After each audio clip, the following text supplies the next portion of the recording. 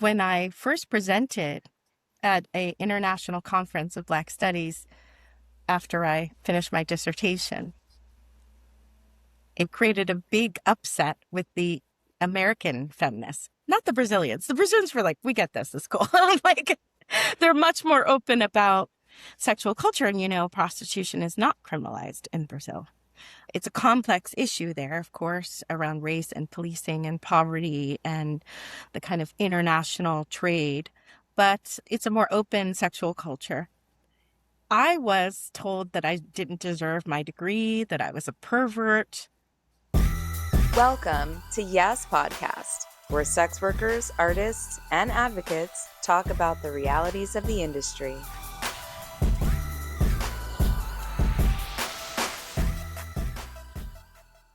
You're listening to a show on YAS Network, a collection of podcasts created through YAS Work.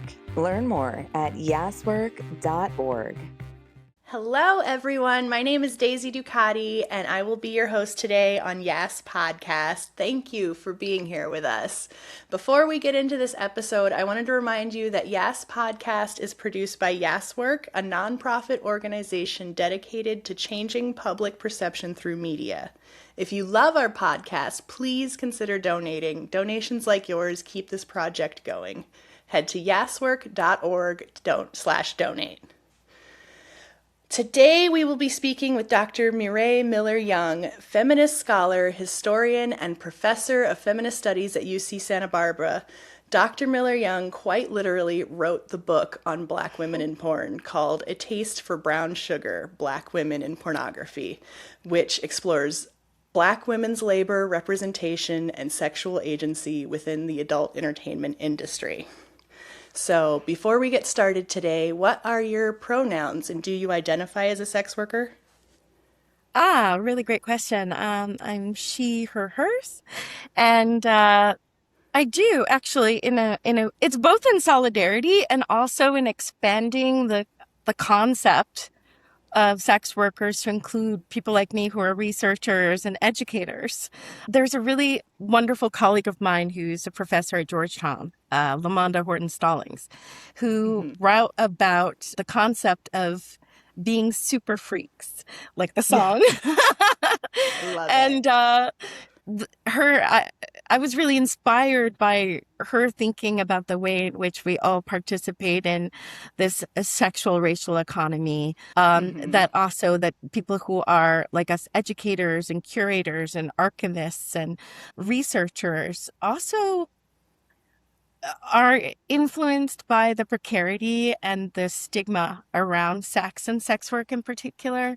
It affects our work, it affects our funding, it affects our opportunities, the opportunity to even publish our work and have it read by like-minded people. And so in some ways, I was always discovering that I learned, first of all, much more about feminism from the folks that I researched in my book than the professors I had in the classroom, particularly around Black feminism and coalitional politics, right? And particularly forms of feminism that are interrogating the necessity for care work and emotional labor that is also for each other, not just as part of the work that you're doing as a sex worker to provide an emotional feeling for clients or for viewers, like kinds of affective connection and pleasure.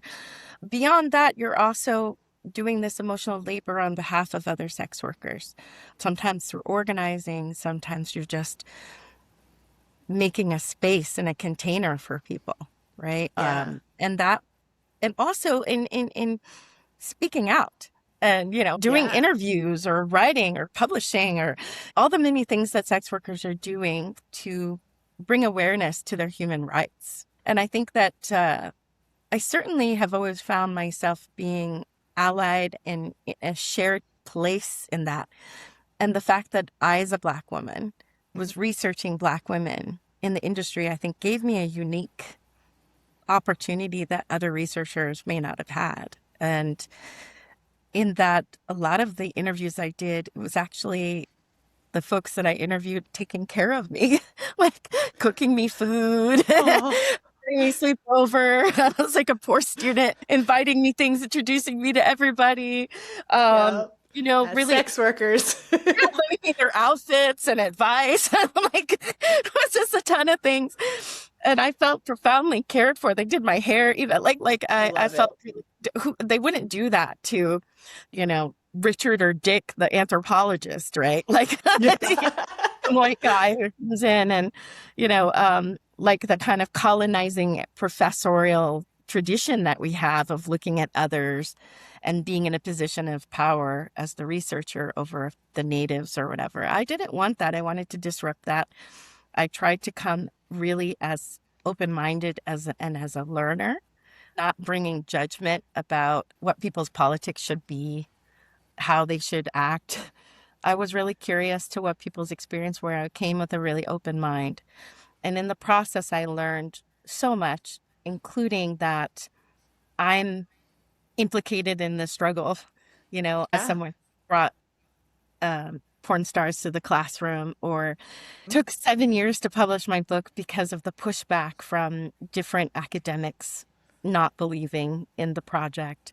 And one of the critiques I had was that I was too sympathetic and biased, and it wasn't objective enough as a researcher. And it was like really interesting to hear that this is things have changed a lot in the last 10 years. And my book came out in 2014, but it took, again, I started the project, I think, in the year 2000, published it in 2014. So there was that 14-year period of working on the project. Wow. And still, being involved in work. Sorry, that was a long answer to a really... No, it's interesting because I consider you a part of the sex work community.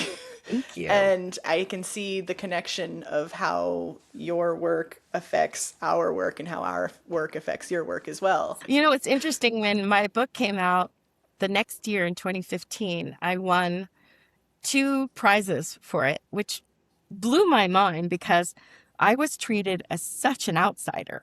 I never thought I would win the top prizes in American Studies and Women's Studies. Wow. I mean, I was shocked.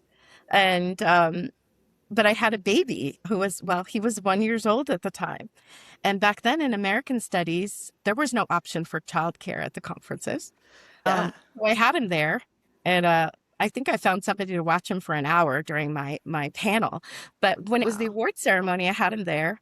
And I was like, had him on my hip. No one had said anything like that. They were just like, what, do you have a child? Like, it was so anti-child in a way and anti-parent. That it was hard to even be there to celebrate my book. And I thought that, it was interesting because it was people who were professors from graduate school at New York University back in the 90s, all the way to colleagues and students of mine who were graduate students or finishing graduate students. So it was an incredible moment. And I remember, I think I gave a speech, but I was so out of it. But I was also very tired at that time as a mom. And I was trying to pull up my girdle, and my boobs were wanting to milk. And I was like, it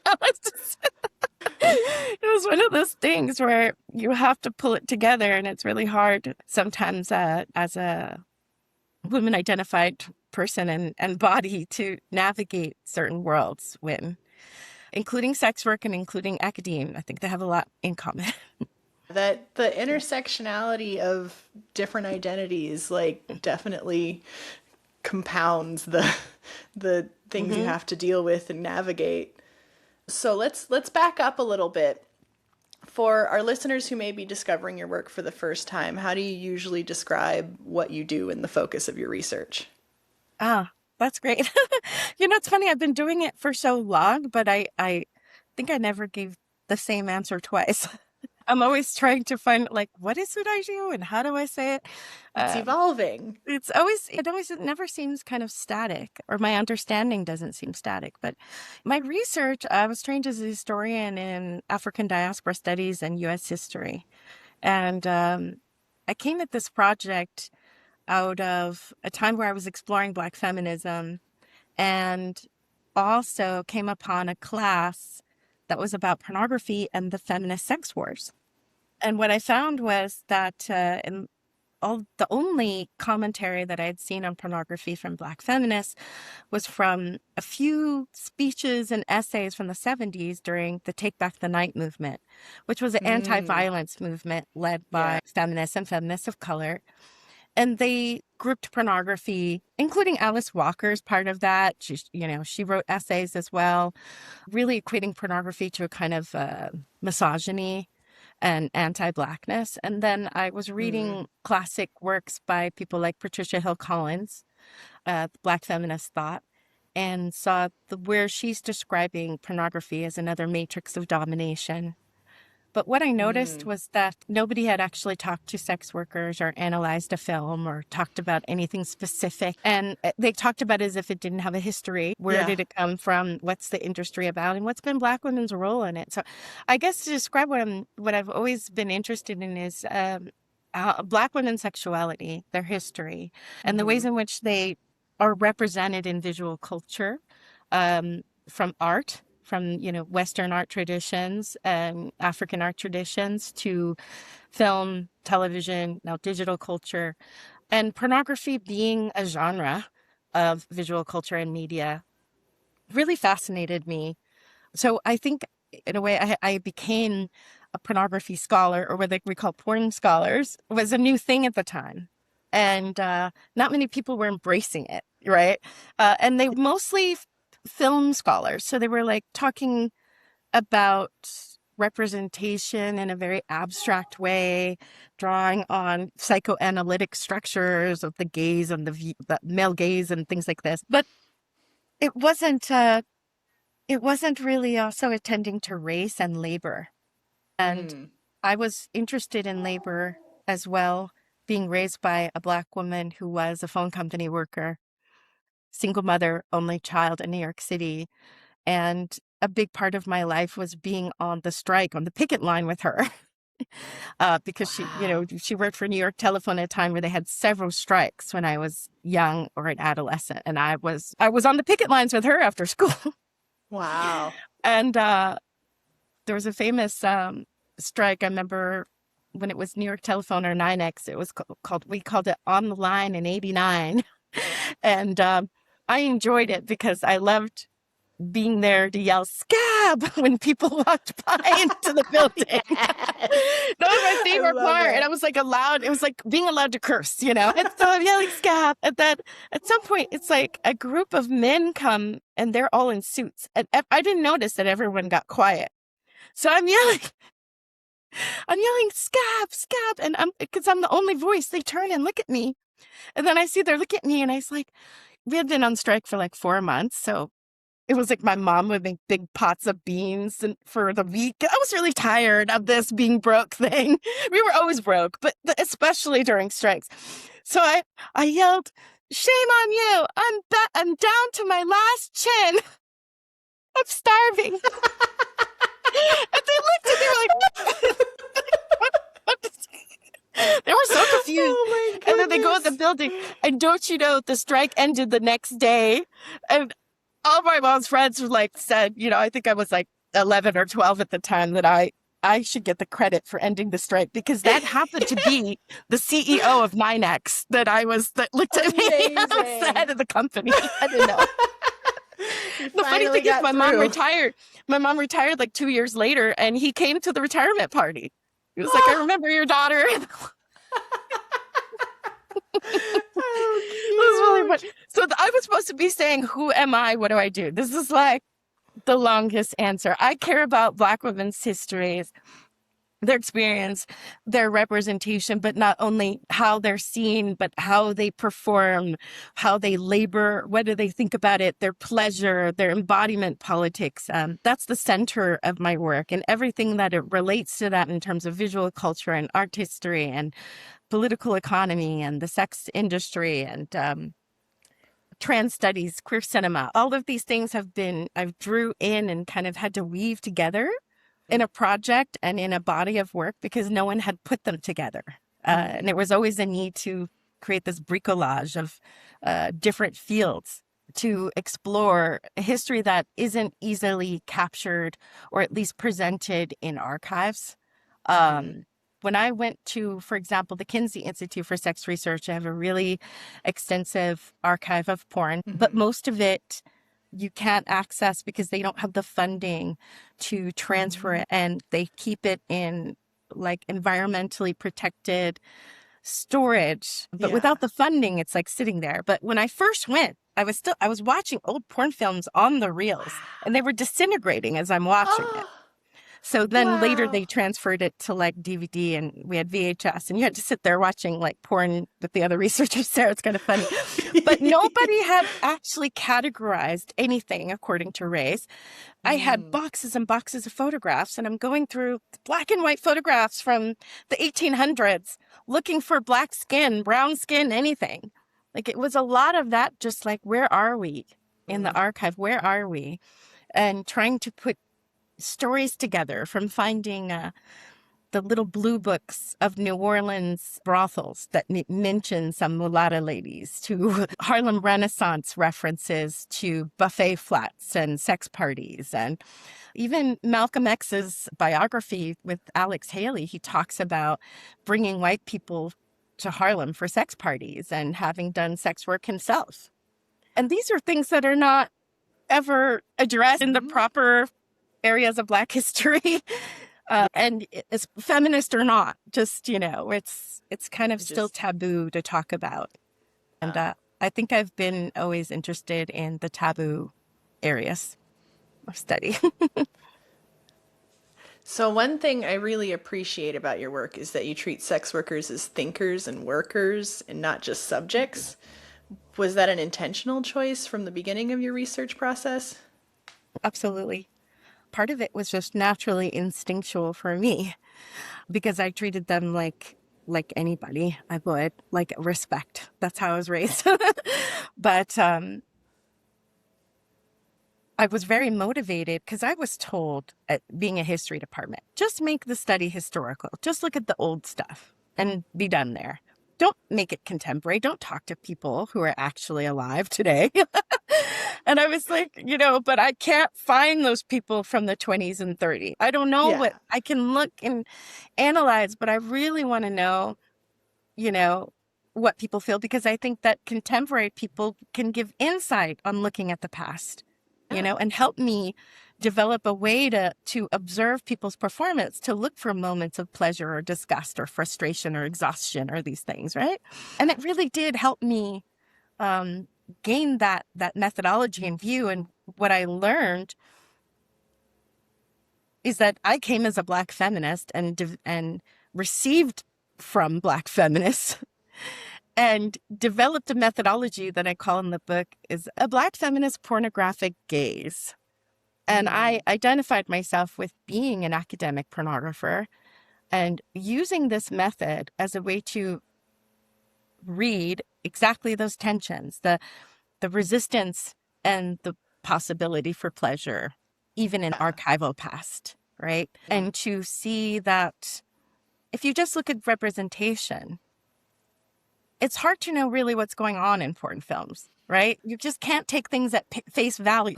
There is a behind the performance. It's a performance, but people for some reason take it literally, And, if you're smiling, gagging on a dick, like they think, well, she must like it. But you don't know if that was set up to be like, please gag a lot because this is, all about that. And you don't know, maybe she is because she likes working with that actor. Like there could be so many things. And I learned from being on set for years and going to just being in intimate spaces in people's homes and parties and things for, in intimate ways that it's not static and it's very complex, and that it's like a lot of work sites and a lot of Hollywood sets. It really depends on the space, the container that the directors created, that the producers created, the budget.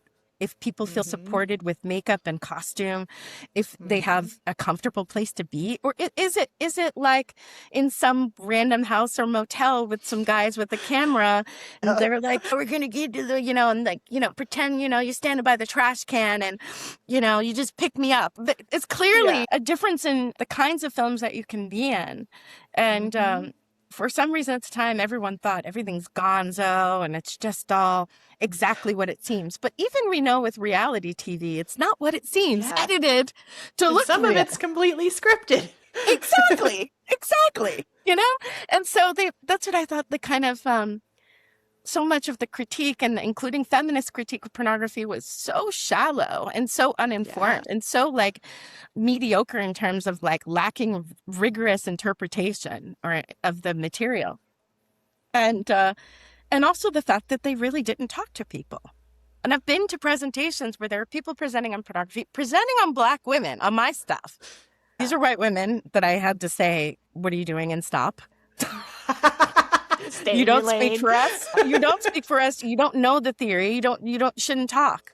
Wow. And they were offended by that. It's real talk. Like, you're going to do damage if you continue. Like, don't.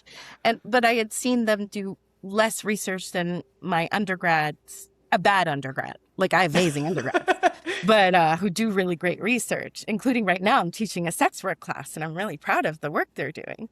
Yes. So we're doing a lot of work right now looking at massage parlors and the new ordinance in Santa Barbara that's being pushed through to increase the licensure fees and make it harder for people to get licenses. It's a way to target the Asian community in a time of ICE and to do kind of sexual morality cleanup in a way that's racial profiling, and not at all about making supposed trafficked victims safer. It never is.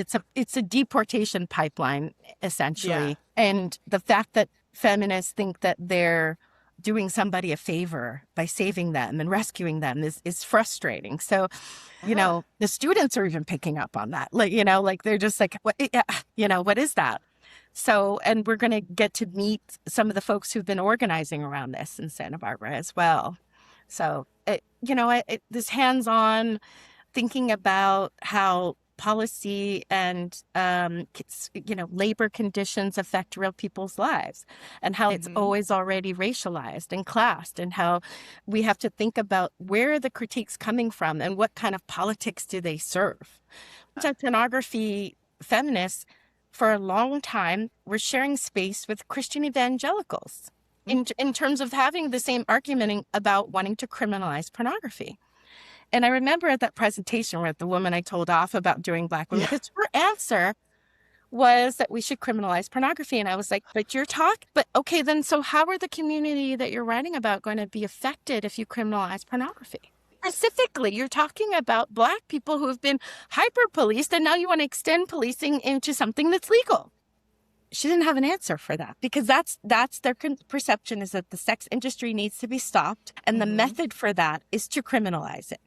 Now, we have different methods around the world. We have the Nordic model, which people push because it seems friendlier. It's not about criminalizing the workers as much as the clients. However, that backfired tremendously if you talk to any Nordic feminists or Canadian feminists, because it's been pushed there, that criminalizing the clients just took away all the safe clients who didn't want to take a risk being criminalized. The married husbands who come every Thursday afternoon, right? And it left the people who are willing to take a risk, who are the dangerous ones, who are the ones who don't want to use a condom, who are the ones who don't respect boundaries and knows. And it made life a lot harder, right? And those kind of laws make screening harder as well. Absolutely. Just like FOSTA-SESTA, which was, the fight online sexual trafficking stuff. Right. Which in 2018, pushed by two Republicans, including a woman, again, in this interest of treating pornography as a public health crisis that needs some kind of, not just like medicalization intervention because of addiction. Male addiction is this concern that somehow, so much pornography is going to take away men's ability to be good fathers and husbands. I'm sorry, they've been failing at that on their own. Like, it has nothing to do with anything, right? But that, that's part of this, be a good man. And even, remember, what's his name? I almost called him Jared Kushner. But Mila Kunis and that guy, the actor. Ashton Kutcher. Ashton Kutcher. I was like, Jared Kushner. Same difference. Shit. Him and Justin Timberlake used to do these ads about real men. Real men don't abuse women. And then turn out that they're like part of this Hollywood trafficking ring. Anyway, on a whole other thing. But this policy changed the law around Section 203 of the Communications Decency Act, which allows the government to sue platforms if they think they're facilitating sex trafficking. And all it did was really push people's free speech off the table in social media spaces and make it a lot harder for sex workers to survive and to organize and to keep each other safe. But also anybody who wanted to have sexual content, any bit of nudity, including many Black plus-size models were taken offline because the algorithm was reading the fleshiness, even though they were clothed, but the algorithm was reading them as naked.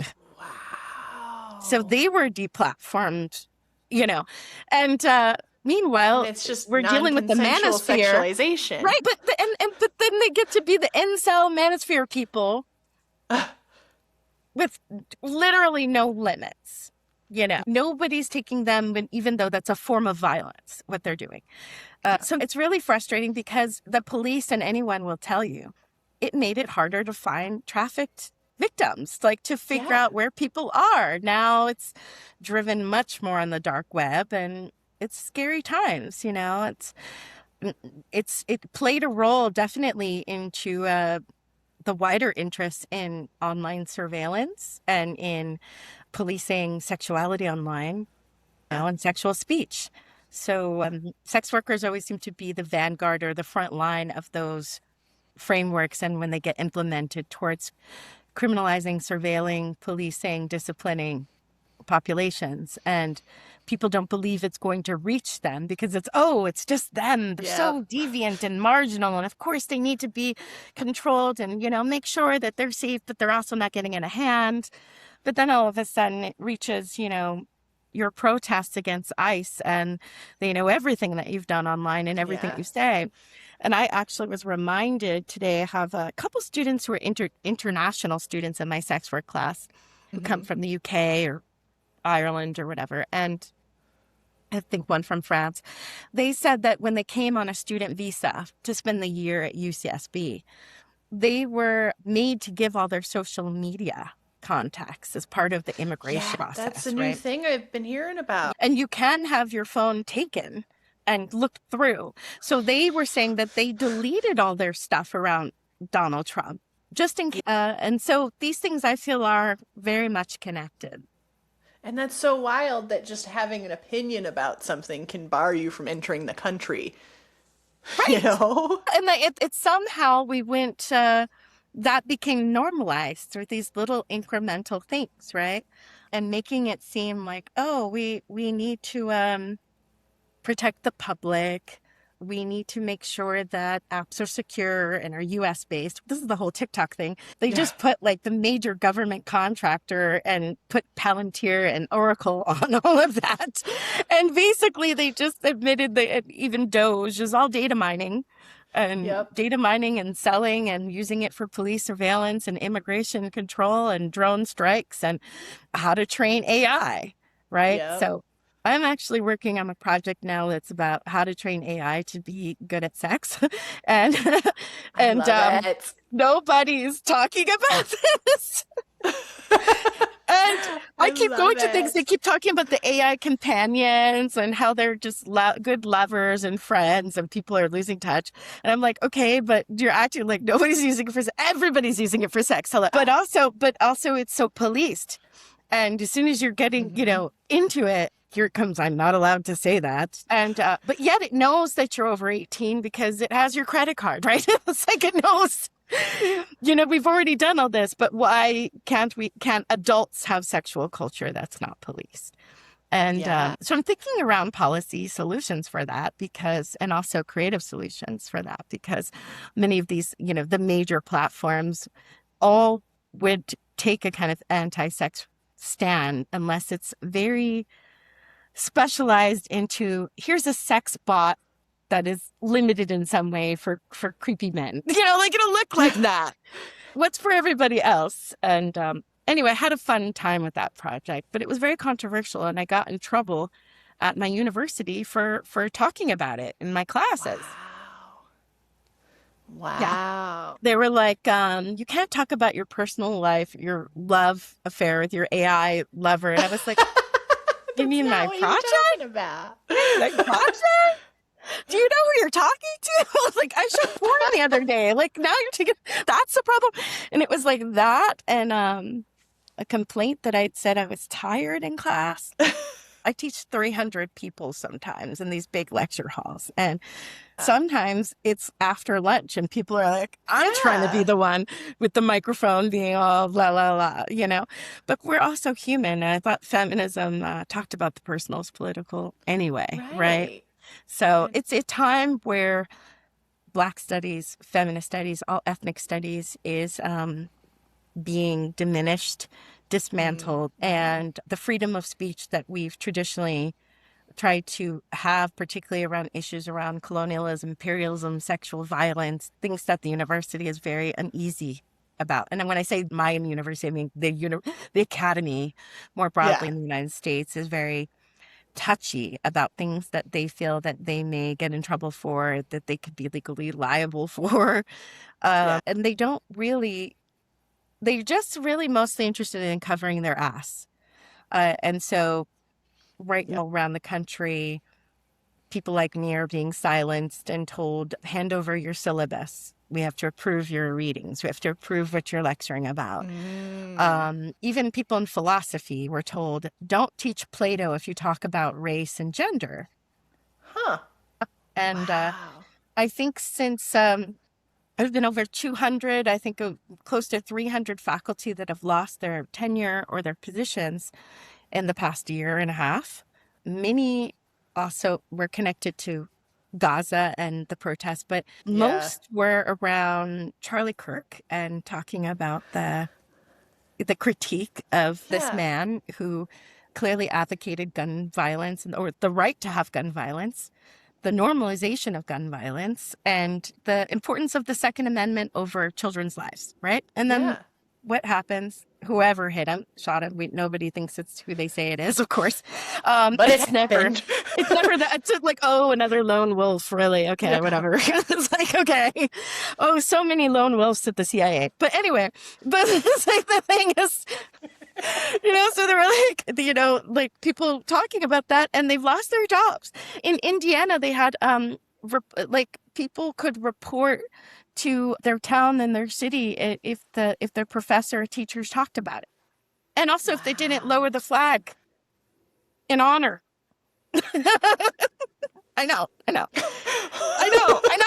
And then it's just anything that they think. But now it is using this idea, this threat of critical race theory and DEI and all of these these concepts and fields of study that they don't understand. They don't even know what it is. If you sat them down and say, what is it? And just don't interrupt, just wait. They can't. They can't explain what they hate. They're just afraid of it. They're afraid of wokeism. They're afraid of educated, empowered people of color who've had enough. That's what they're afraid of. It's kind of like the concept of communism. If we actually just defined it without calling it communism, most people would agree about it. That's right. And that's the anti-capitalist work that's being done is in the university is about teaching people about income inequality, poverty, structural racism, and how that intertwines with poverty, the racial wealth gap. The critical race theory emerged from work by Black feminists to talk about whiteness as property, and whiteness as the ability to trade in privilege, and that the ways in which Blackness became for whiteness property to manage.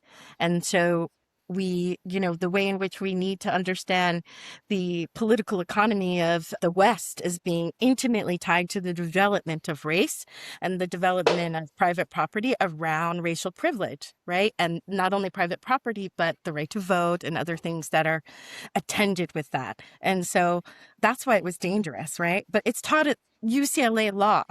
They have an intersectionality in law program. that I've had students go to. It's one of the only ones in the country and the world.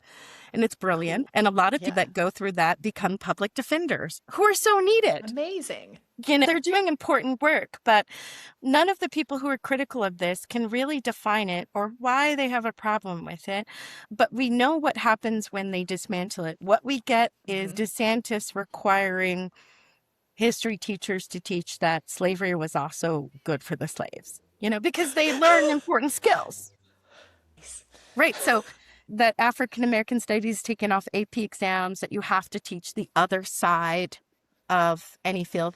But what's interesting to me, it just came out this week, was the head, I can't remember his name, but the lead conceptualizer of Project 2025 actually wrote a PhD and passed his PhD on Black slave culture and cultural resilience in Louisiana. And it's a very understanding, it's very sympathetic, it's a very rigorous dissertation. I looked at it. I was like, wait. And people are like, see, like they study us so they can, dominate us. But something about it bothered me. Like, how do you go from that? How do you go from having that level of 200 books deep and archival research deep at least to write a dissertation on Black culture and resilience, and then be an architect that seeks to dismantle the Voting Rights Act, which is what happened this past week? I told my students, and they were like, huh, because they don't watch the news or read anything. They don't know. I was like, you realize it's too daunting these days. Even for me, I can't watch it. I rather watch my psychics and tarot readers. It gives me peace. I do my binaural beats. Just, take me out of here. Just DMT my pineal gland. Just blow it out in the park.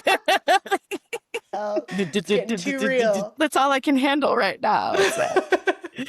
It's a crazy world. So real quick, we're going to take a little break and we'll be right back in just a moment after this message. We love doing this work, maintaining a platform for sex workers to tell their stories, entertaining and educating the public. If you love our podcast, please consider donating. We are now a 501c3, so your donations would be considered tax deductible.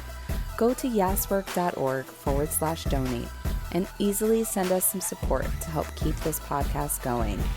That's yaswork.org/donate.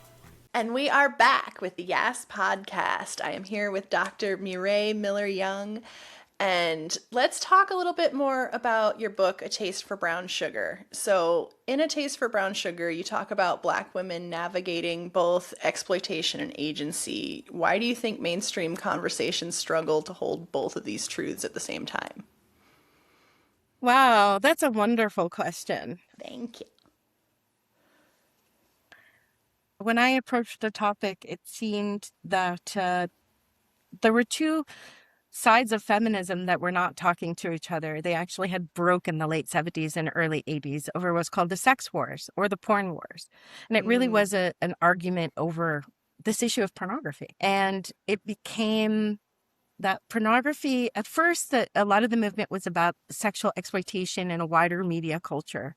And then it kind of focused in on pornography as like the most profound or deep example of misogynistic culture by those activists. And at the same time, you had queer, trans, sex worker, folks of color who had always been on a different side than, well, weren't as close to this anti-sexual violence feminists, were more aligned in talking about BDSM, about gender resistance, about gay rights, about sexual culture, were more experimental. It included artists, it included performers, activists, and other people who are involved in sexual communities that are seen as extra taboo, right?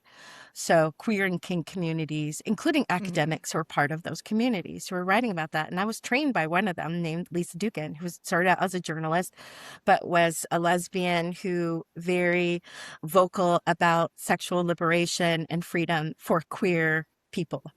And their question was that your entire analysis about misogyny doesn't attend to queerness. It's, your analysis depends on the idea of the female performer and the male viewer.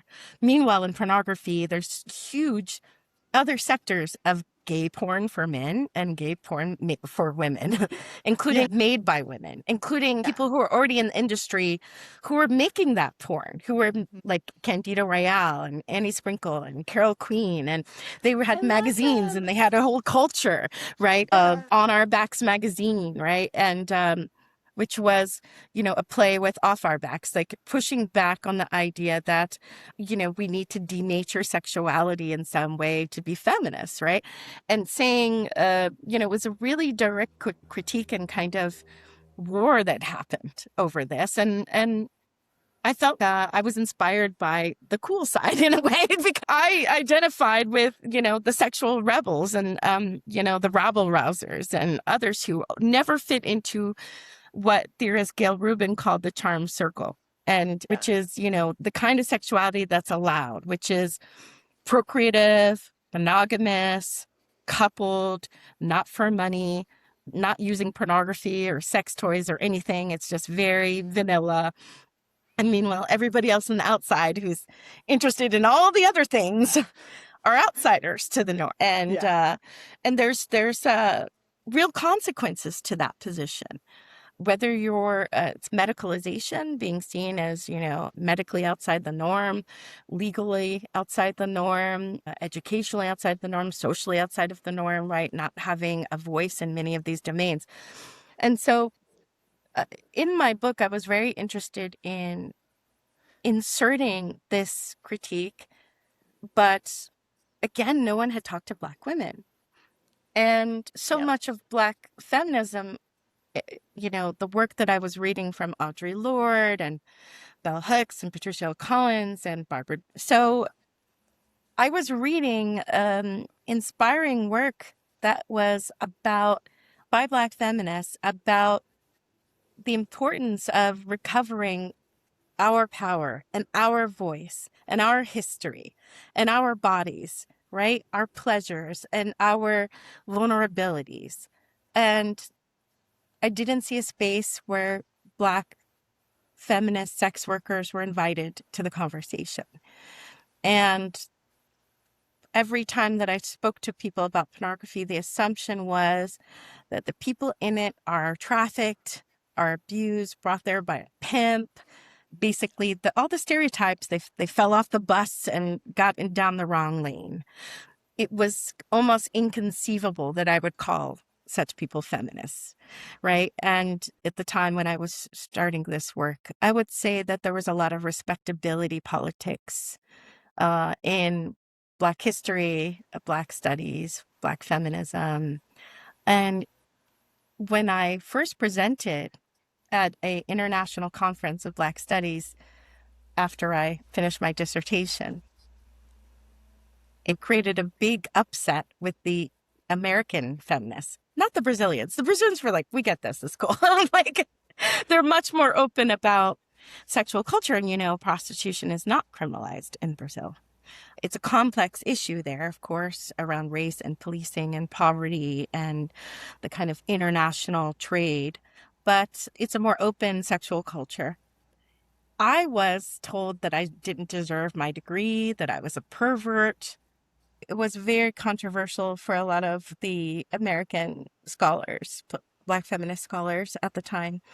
And it really struck me that, one, they thought that I was overstating or over-imagining that Black women could have agency at all in pornography. Wow. Only ever exploitative.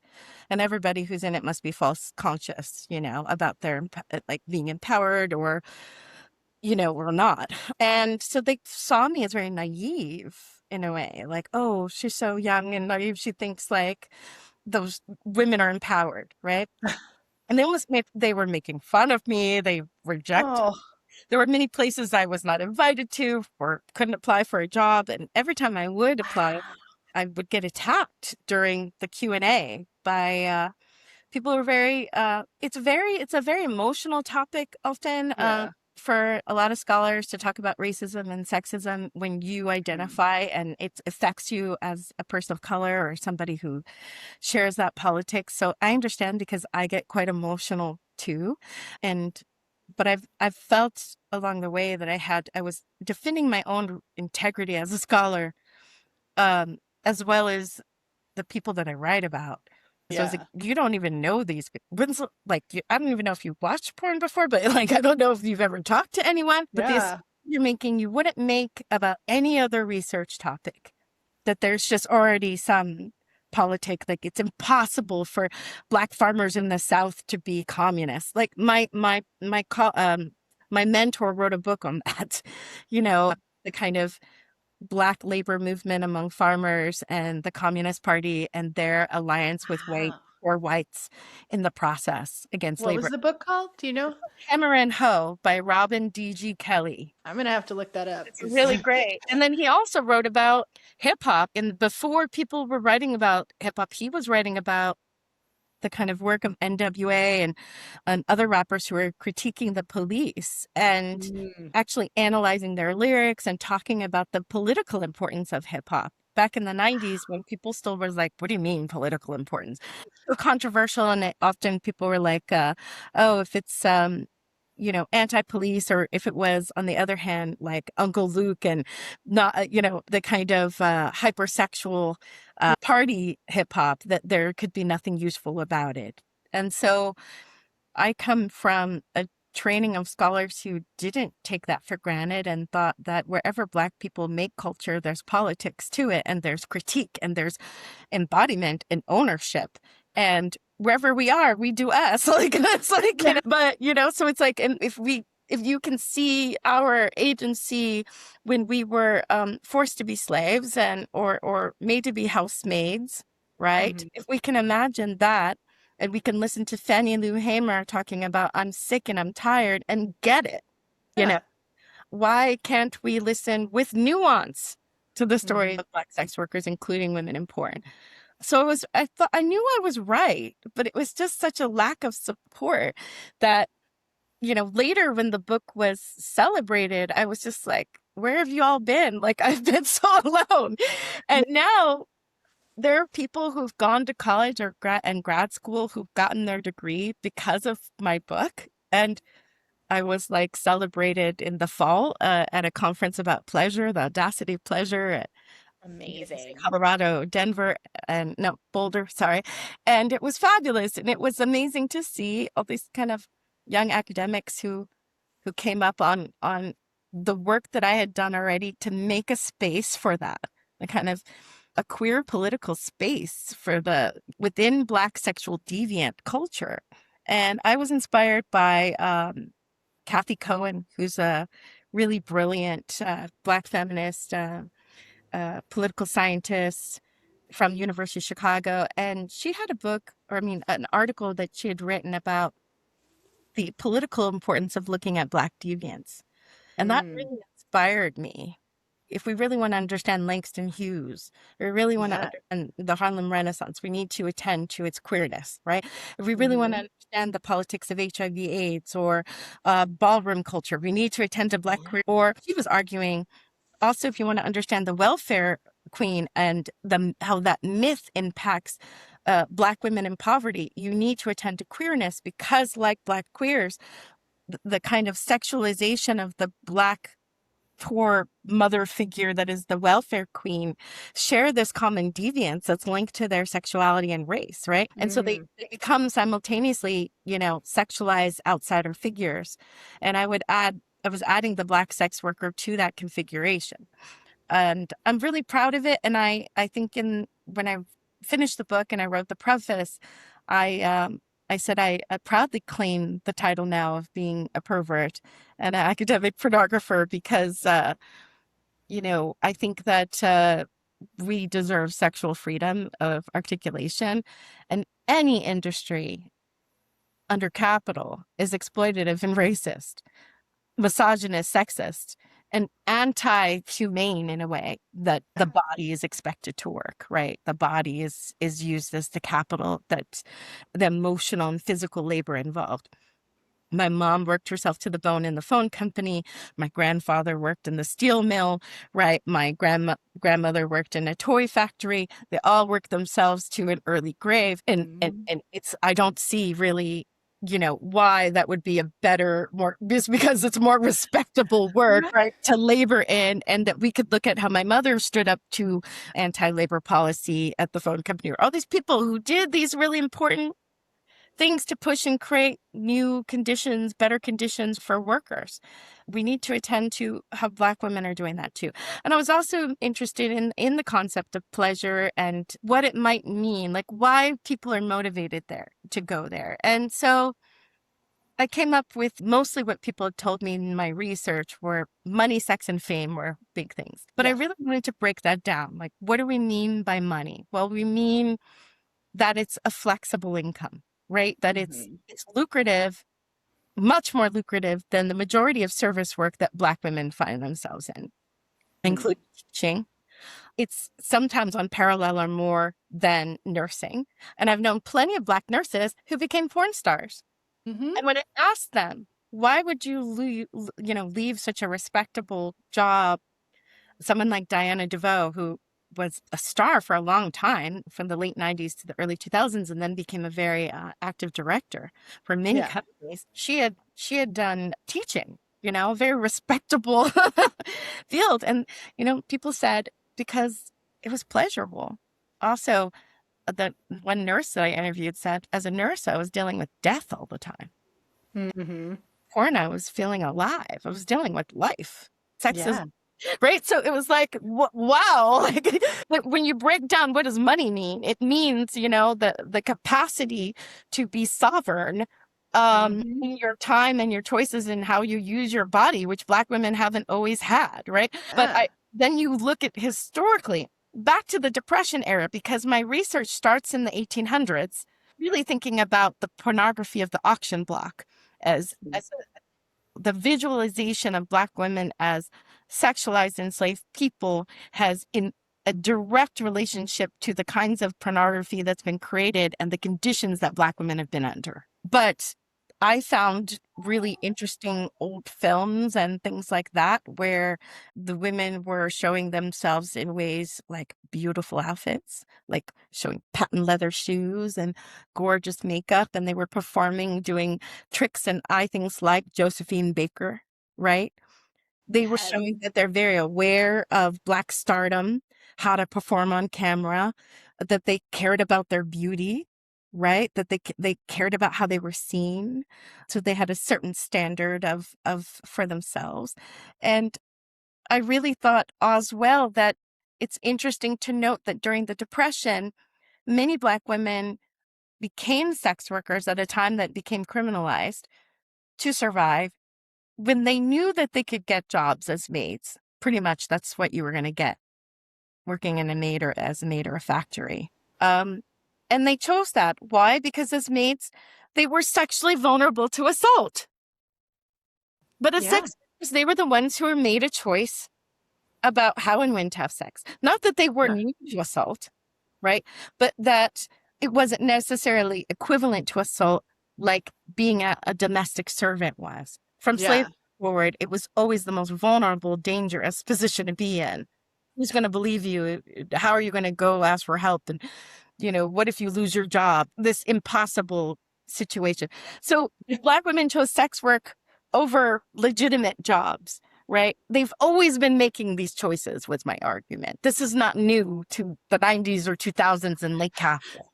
This the oldest profession for a reason.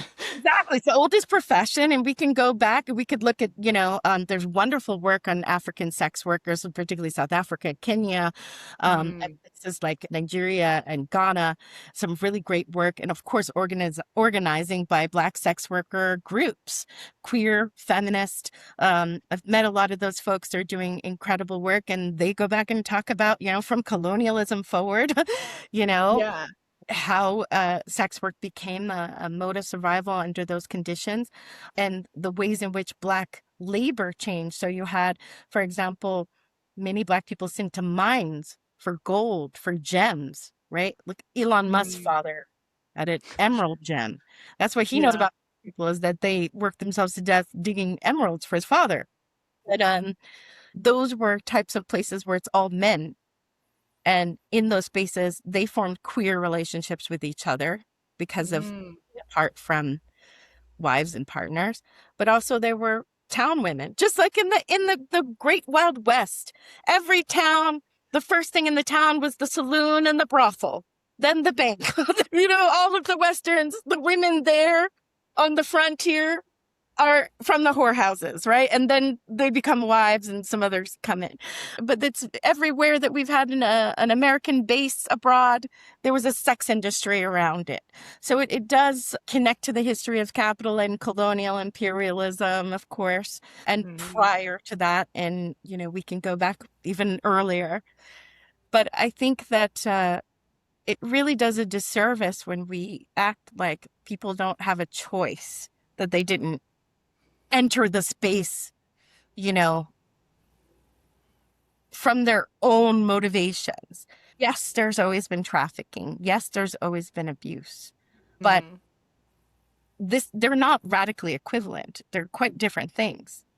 And this is what I've learned from sex worker rights activists, people like Kinos, who runs the Black Sex Worker Collective, the BIPOC Collective, which, you've been part of, Cinnamon Love and Jasmine and King Noir, and everybody's involved doing this work, is that, we've always had a lot to say about the conditions, about how we're treated, even without formal organizations. There have been even microcosmic ways from how people dress themselves in glamour and beauty to challenge the view of the film. So in the book, Returning to Money, Sex, and Fame, I broke down money.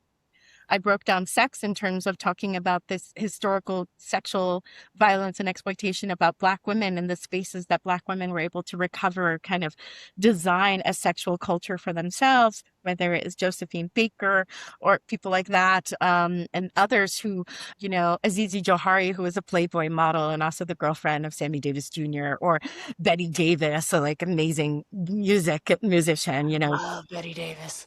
Like there's so much a culture like that, right? And then the fame part, it was really trying to take seriously this desire to be visible and seen in a way that you've designed, right? And have access and mobility. Everyone's trying to become an influencer and make it viral online and everything for the same reason. Like, if they see me, I hope they'll like me, and then they'll know me, and then I'll have an opportunity, right? Maybe I can get a show and hit it big or something like this. And unfortunately, the stigma on sex work and porn really does extend to everyone except Kim Kardashian. Oh, man. The Baywatch babes, but they were kind of dragged when that stuff came out. But she also made millions off of her sex tape that was supposedly released without her knowledge, but was somehow in high definition. Right. So, as long as she pretended that she wasn't a sex worker and that was really her boyfriend and really against her wishes, she could profit from it. But apparently supposedly she didn't make anything from it. Oh, no, it was $25 million. Somebody made something from it, but supposedly she personally didn't make anything. But, Kris Jenner is not going to not get paid when pimping her daughters out. That's her MO. That's a whole other story. Babies, pimping the dog, pimp them too. So, no, they were, what I heard was different, but, but it did create a kind of mystique around her, and particularly the fact that she was with Black men and that she was kind of almost blackened, getting to be this mulatta figure who then steps in to model in the same pose as Grace Jones with David LaChapelle, where she had the champagne glass off her ass. Dare you are no Grace Jones, bitch. And then not even close. Where she ruined Marilyn Monroe's dress for the Met Gala or whatever that was. She the scenes. I mean, It's priceless, irreplaceable. And no, you're not Marilyn Monroe. She was actually a genius and a producer and cut off before her time, like Mae West, very powerful women in the industry, not just bimbos or sex objects. So long story short, all about agency. Nobody wanted to attend to it. It was something that I demanded. And now I feel like it's much more of an easier conversation to talk about the agency of people who are multiply marginalized and kind of assume that people have some sort of agency and embodiment. And I developed this theory around erotic sovereignty precisely because I learned that Black women, whether they were able to achieve it or not in pornography, always desire to cultivate that for themselves. And it's not always achievable under these conditions, but it's something that they had set out for themselves to have, obtain, and that they were using through strategically and tactically using the sex industry for their own interests, for their own survival, for their own thrivance, and for their own pleasure sometimes too. So if our listeners are to take away one thing from all of your research and all of your work and all of the things that you've written, what would you want that one thing to be? Wow. Not to stigmatize sex workers, like really don't judge, learn. You can learn so much about how women can take their power back, actually. Just because something is seen to be for the male view doesn't mean that it's not for women to view or not a space that we can cultivate very challenging, politically subversive or queer texts, that there's not movements even in things that seem quite, I guess, offensive or degrading, that somebody isn't doing something that's really politically important in the moment, and you have to, many people are not trained to be critical media viewers. They're used to absorbing and taking things at face value. And there's like a very simplified way of absorbing media these days and these very short kind of things and not really interrogating it before you move on. And that's unfortunate because we really need to have a much more slower, careful time to absorb and think about these things, and also to think about what you can learn and think about yourself. And I just encourage people to read history before you make judgments. Always think about how are the people most involved. Are their voices included? Are they in there, or are they just being talked about? Because I get requests for interviews all the time about sex work stuff, and I'm like, okay, so which sex workers have you talked to? Like, you just me, but like, you just want me to speak for them because you don't think that they have a voice or anything to say. Like, you need me to interpret them, but I'm not saying it is as good as Daisy Ducati or Cinnamon Love can say it, right? Like, they're the ones who are like really eloquent and about their own lives. And so, yes, New York Times, like, go to the source, So that's, I think, especially for journalists out there and people doing this work, go to the source and actually listen to us. Actually listen and stop ending the article on some like very disempowering conservative note. It's just, it drives me nuts. So that's what I would say. That's what I would end on is stay curious, stay open, and also take risks and be sexually radical and, don't let this conservative culture, this abusive, abrasive, toxic, masculine, manosphere culture rob you of a sexual life. I could go on about this, but I think there's so much fear in people about, maintaining respectability and how they'd be seen. And I don't want to be seen as one of those people. And oh my God, right? But at the same time, they're all mocking and performing and acting like Black drag queens or ballroom women. You know what I mean? Like, they're all like, yes. But it's all performance.